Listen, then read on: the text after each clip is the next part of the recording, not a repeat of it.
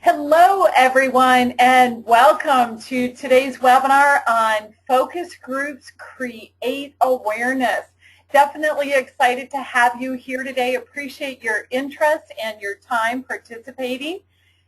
Very much looking forward to providing some great insights and awareness, and hopeful that you've got lots of questions because we want to make sure we're answering your questions, giving you some great information. Do feel free to type those in on the question panel. Unfortunately, because of the number of people on the call, we are leaving you on mute-only mode. So we will take questions in the question panel, monitor those as we go. Ellen has been working hard, putting together some good information for you. She is going to be doing the presentation today. So I'm going to welcome Ellen and turn it over to you. So Ellen, thank you. And thank you as well, Kathy. And good morning, everyone. And thank you so much for choosing to join us. We're very appreciative of that. And I'm excited today about our topic.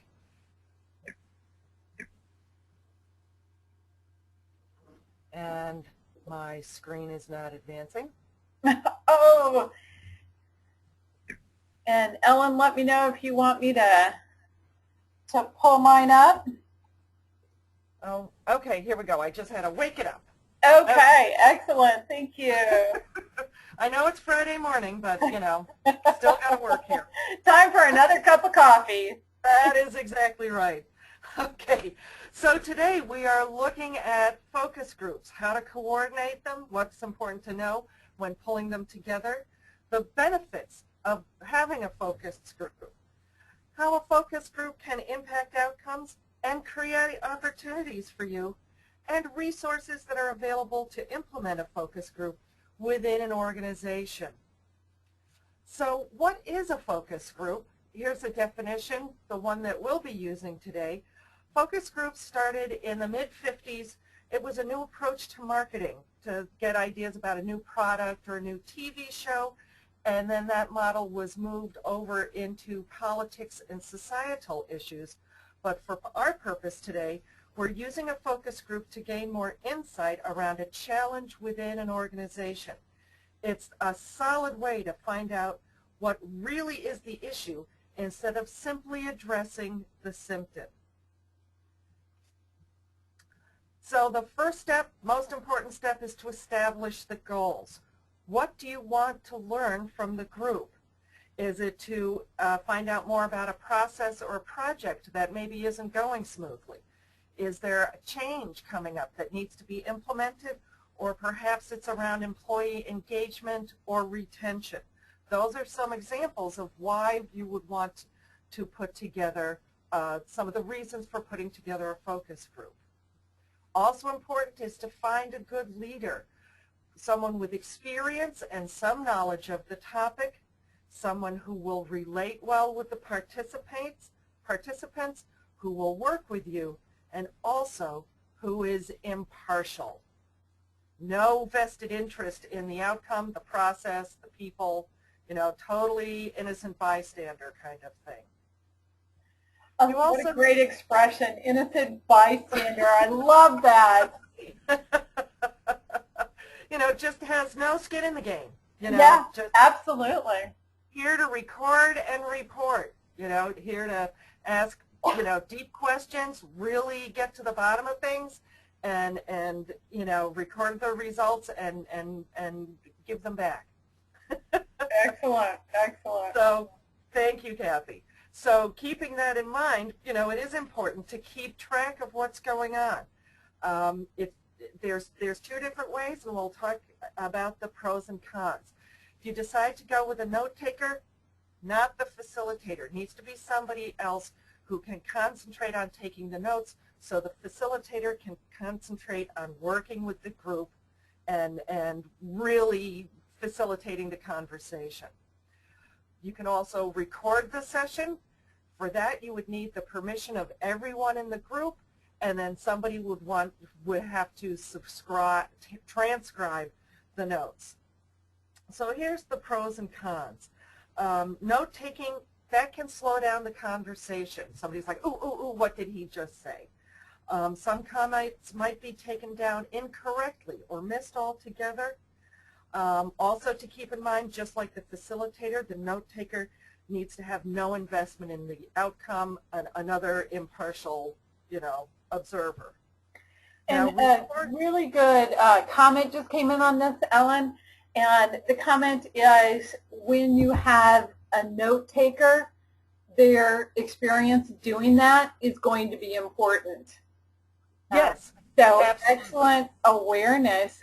And then along with that comment, one of the new trends with having note takers at facilitated discussions is they create a visual display of the notes using both pictures and notes, and they put it up so everyone can see it during the group.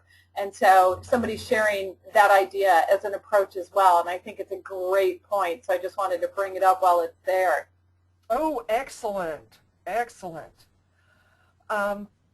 So those are things to keep in mind if you're going the route with the note taker. If you want to record the session, it may inhibit participation. Folks will say, I'm agreeing to be recorded, and then I'll just, filter myself, and you won't know what I'm choosing to say and not say. Recording, however, provides for accuracy. You get absolutely what was said. The recordings miss gestures and expressions, though, and possible tone that could change the meaning of somebody says one thing, because we've all been there where somebody says something, but they say it sarcastically, so we know they don't mean it, they mean the exact opposite. So, what's the best method to capture that kind of information that simply a note or recording might not track? So those are some things to absolutely keep in mind. It's also important to decide who to invite. They need to be representative of whose opinions you want, and you want them to support the achievement of the goals and objectives. So now it's kind of like your participants do have a vested interest and the facilitator and note taker don't. Exactly, exactly. If the issue is about a project or process that is not working smoothly, obviously in the focus group you want to have a good sampling of folks involved at all different areas and levels of that process or project to find out where is it falling apart, where's the disconnection. Whereas the note taker and the facilitator should not have any kind of connection to the process, because then they're driving their own agenda. Excellent. Excellent. Thank you. You bet.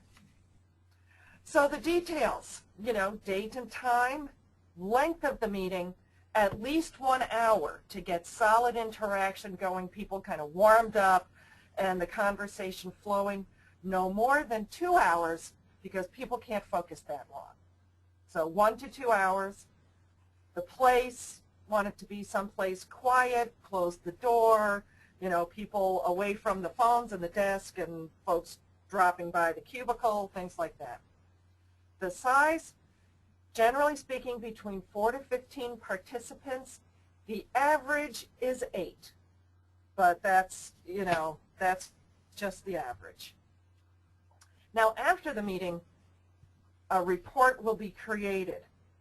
It will summarize the data, it will interpret the findings, and it will identify central themes and issues. This is usually done by either the facilitator or the note taker, rather than, again, somebody invested in the group itself.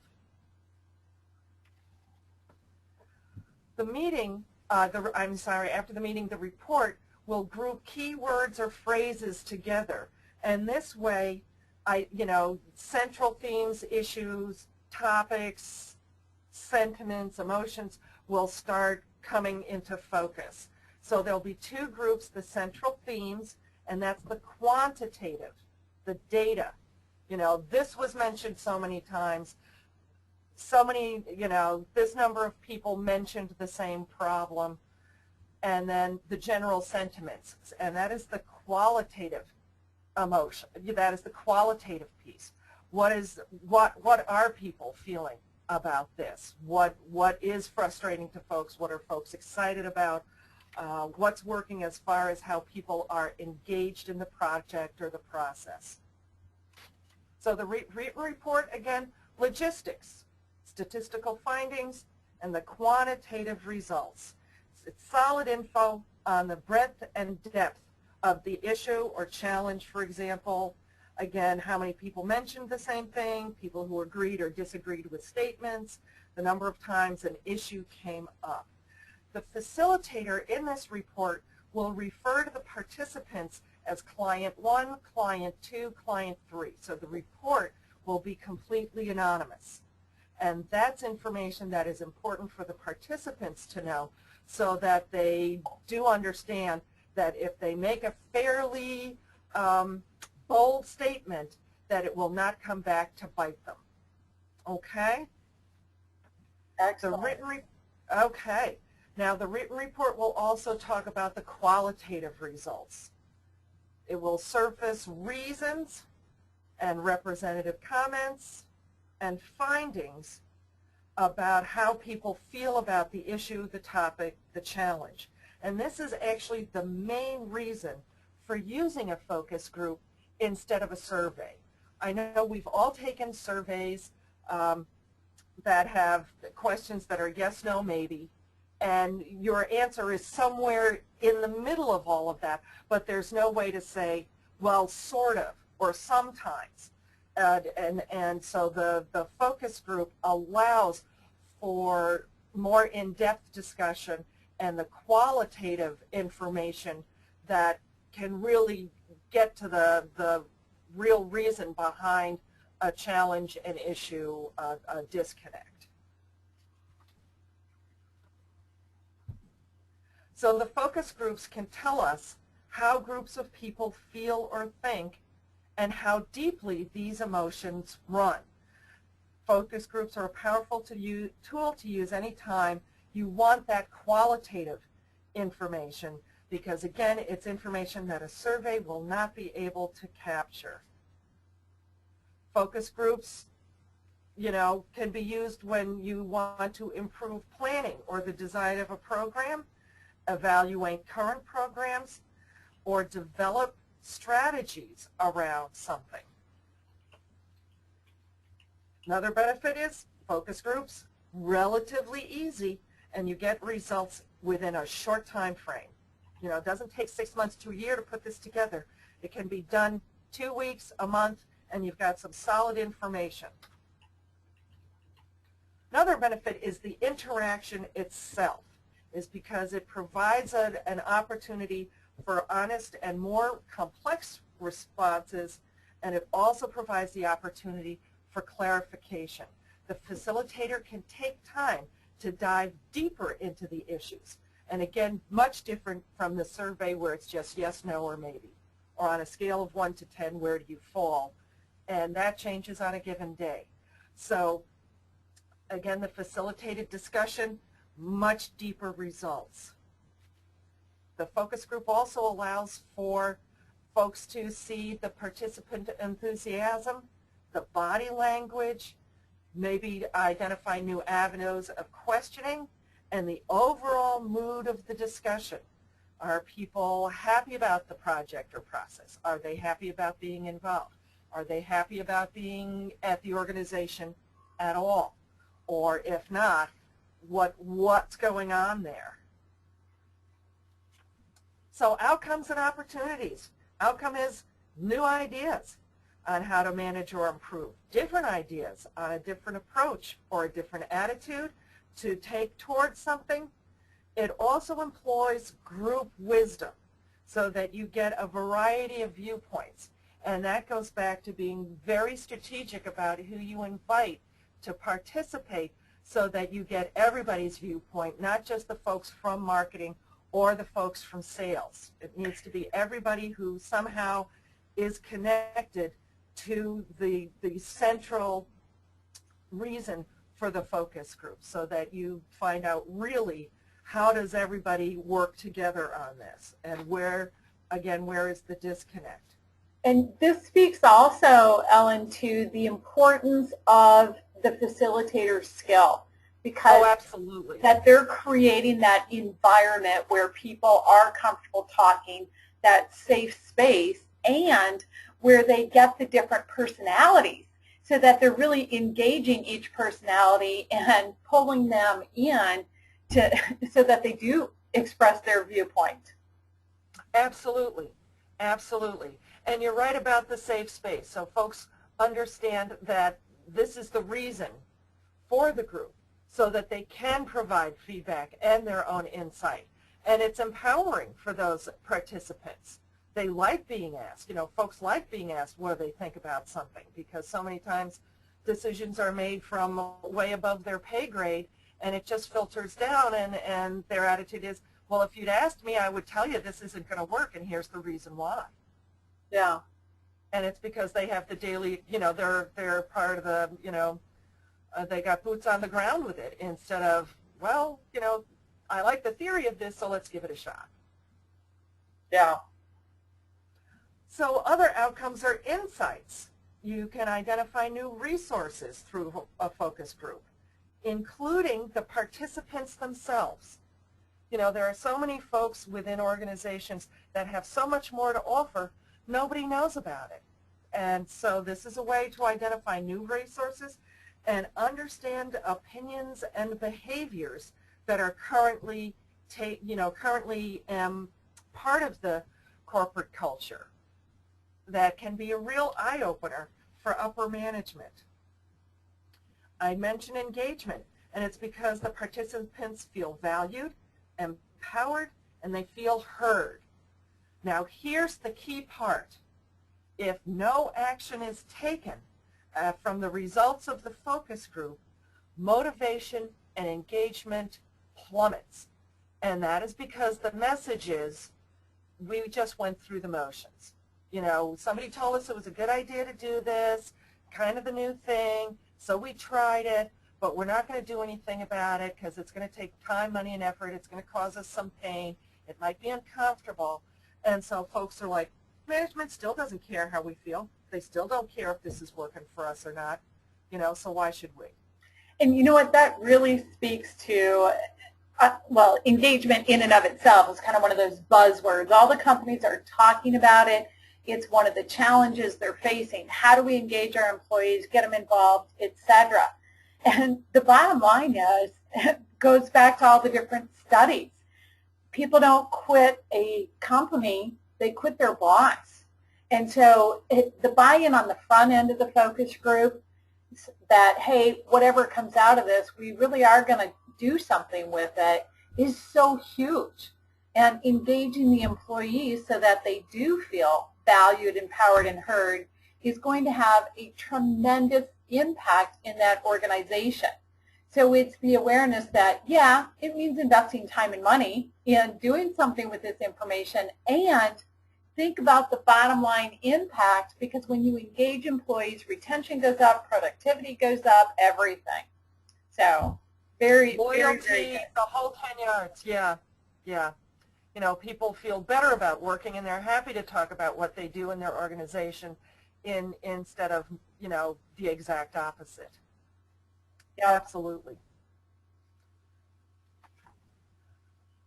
Good. A focus group can create consensus because the participants take ownership of the process and the information, and they also become part of the solution because, again, they feel engaged. They feel somebody is taking them seriously. Group coaching also is important as far as buy-in with any kind of change. And that's because people are now invested in the outcome and they are willing to make additional contributions. So Ellen, let's take a minute and talk about the transition from having a focus group to offering coaching or group coaching. So the big question people say, okay, the focus group is to say, what are the challenges we're facing? What are the things the employees are thinking? What do they care about? What matters to them? What's making a difference in terms of engaging them? And then back to what you were saying, once we know the information from the focus group, what are we going to do about it? So the doing about it, in many cases, the group coaching makes sense because it takes the same people and everyone else around them that you started with in the group, in the focus group, and you engage them in actually making the change happen. So, hey, these are their recommendations. Now what we're going to do is give that back to them and say, okay, take this recommendation and make a plan for it and implement that plan. So it really takes it to the next level. And this is where the coaching ties in so directly with the focus groups. I think obviously many of us on the call are coaches, and we're going, okay, wait a minute, what's the connection here? How does this work? Well, for organizations, part of what they're doing is considering, okay, is coaching going to be a useful tool here? And the bottom line is, yes, it is. Coaching is absolutely, yeah. Oh, jump in. Go ahead. Oh, it's just absolutely, because then the participants see continuity, that and a real commitment from the organization that, you know, now that these issues, these challenges, these disconnects have been identified, we're going to do something about it, and we've asked your opinion, and now we want your thoughts on the solution. We want to know, you know, now that we've got what you feel and say and think, now we want to know what you're going to do, what you want to do, what's the action plan. And again, because you've got a good representative sample engaged in the focus group, those are the best folks to say, you know, looking at a process, for example, okay, it works, you know, real well moving from A to B to C, but then between C and D, that's where it breaks down. How does that happen? What can we do to fix that? Are there two steps that are unnecessary? Is there a step that's missing? And it's again because those folks are directly engaged with that process. So they're the best experts. Yeah. And of course, when they're the ones who are in charge of making the change, they're in that group coaching environment, in that space, they're the ones developing the plan. That ownership and the follow-through are tremendous. Absolutely. Goes right back to the previous slide, which I can go back to, which is it creates ownership, and the participants are now part of the solution because of moving from the focus group into the group coaching situation. Excellent. Excellent. Yes. Thank you. You bet. Okay. We've covered that.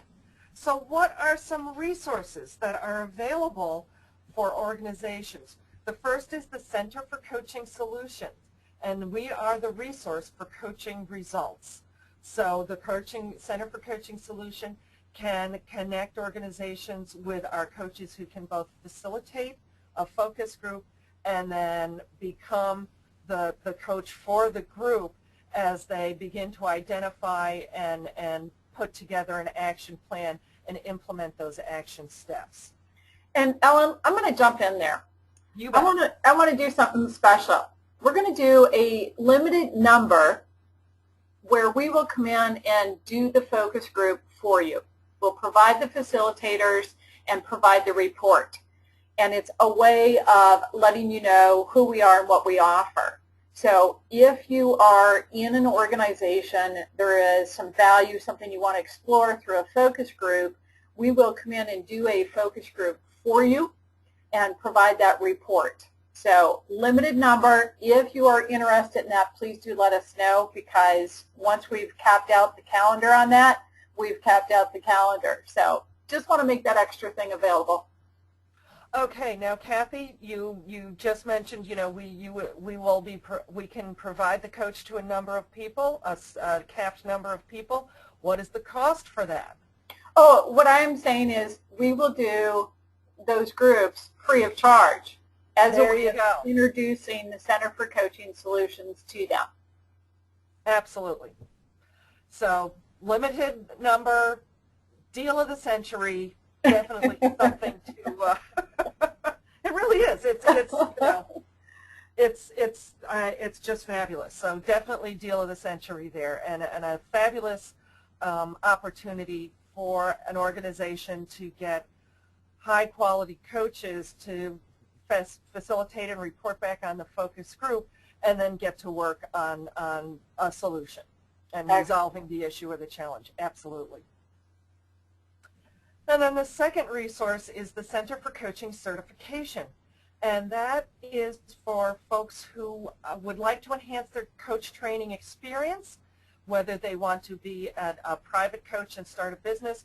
But for many folks, they become coaches and then work internally in their current organization. And so those folks would then be able to facilitate the focus group as long as it didn't have anything to do with them. You know, if they're in, for example, you're in HR and the problem is with the sales department, that's fine. But if you're in HR and you're a coach and the problem is in HR, you'd have to bring in somebody else, completely unconnected, not connected to the HR program. Got it? Is that clear? Excellent. Okay. And so you, your managers, or your leaders can go through the coach training program, and that's how you folks can be a resource for your organization. So here's the website for the Center for Coaching Solutions for Coaches and Coach Matching. And if you'd like to pursue coaching certification, more information for that is at the centerforcoachingcertification.com.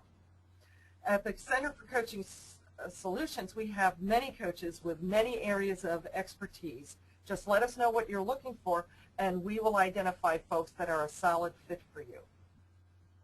Now, another resource is a free 30-minute consultation, but again, limited time offer, so we need you to email or call us within the next 24 hours for your free 30-minute consultation for either of those things. So if you're interested in hiring a coach, connect with me, please. And if you're interested in getting trained or training coaches, you want to connect with Kathy. And here is our contact information. Any other questions that have come in so far, Kathy? Ellen, I'm getting lots of comments. I realize we're pushing up against the end of our time, and so I've got people saying thank you, that they appreciate the information. Some of them are saying, okay, they're going to end up running out. They're capturing the contact information, and thank you. And I think we have built in a couple of questions came through, and it was kind of funny you were answering them as you're going. So I think fabulous job there. And then the extra conversation we had connecting, okay, after we do the focus group, what are the possibilities? So a comment on, okay, moving into group coaching is one of the options. So that was great there.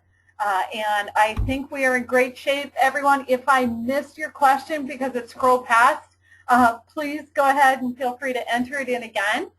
For those of you that do have a tightly scheduled day, obviously jump back into your day. Thank you for being here. On this question just came in, yes, what I will do is send out a link.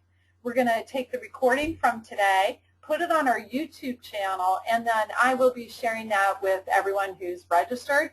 So if you want to come back and have a chance to see it again, capture it again, you're going to have access to it. So thank you very much, everyone. Definitely appreciate your time today, your interest, etc.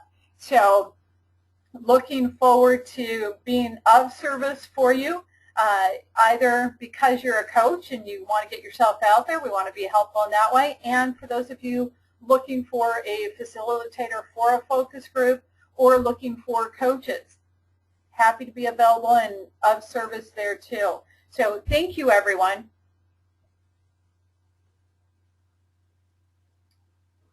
And Ellen, just any closing comments before I end our recording? Oh, do we want to talk about the next webinars, the next couple of webinars? Oh, great point. Yes. So each month we do a free 30-minute webinar. The one that's going to happen in November is actually going to be done by a member of the Board of Directors of the International Association for Continuing Education and Training, Dr. Thomas Creeley. He is going to talk about using CEUs for workforce development. So definitely looking forward to that one. It's going to be on Thursday, November 21st, 12 noon Eastern Time and 9 a.m. Pacific Time. The link to register for that is currently on the Center for Coaching Solutions website.